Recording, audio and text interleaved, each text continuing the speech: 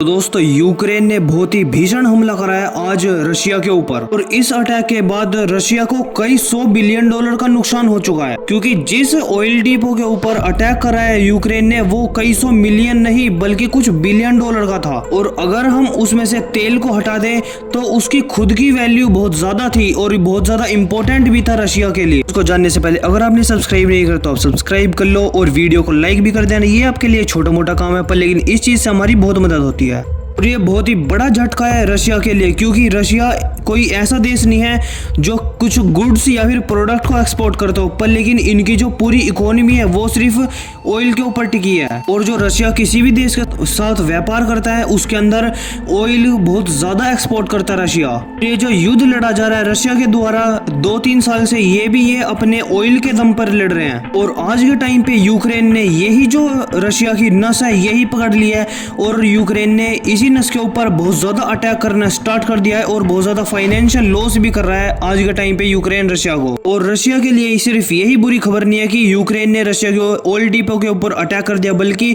Ukraine जहां एक तरफ रशिया के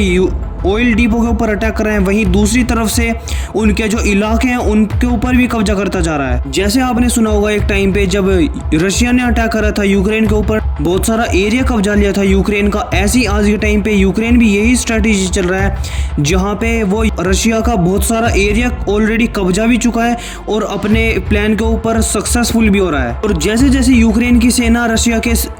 रशिया के एरिया के ऊपर कब्जा कर रही है वैसे वैसे ये जितना भी इंफ्रास्ट्रक्चर है उस एरिया के अंदर उसको भी तबाह कर रहे हैं, ताकि रूस की सेना अगर चाहे भी तो भी वो यूक्रेन की सेना के ऊपर कुछ भी अटैक या फिर रिटेलिएटरी एक्शन ना ले पाए। और इन इलाकों पर जैसा आज के टाइम पे यूक्रेन की सेना ने कब्जा बना रखा है ऐसा ही वो कब्जा बना रहे, क्योंकि रूस अगर चाहेगा भी कुछ एक्शन लेने के लिए तो उनके ब्रिज ही नहीं रहेंगे, तो उनकी जो आर्मी है वो कैसे मूवमेंट कर पाएगी एक जगह से दूसरी जगह, क्योंकि ब्रिज बनाने के लिए बहुत ज्यादा लंबा टाइम लगता है। तो देखिए मैं आपको ये भी बता दूं कि आपको लग रहा होगा कि क्या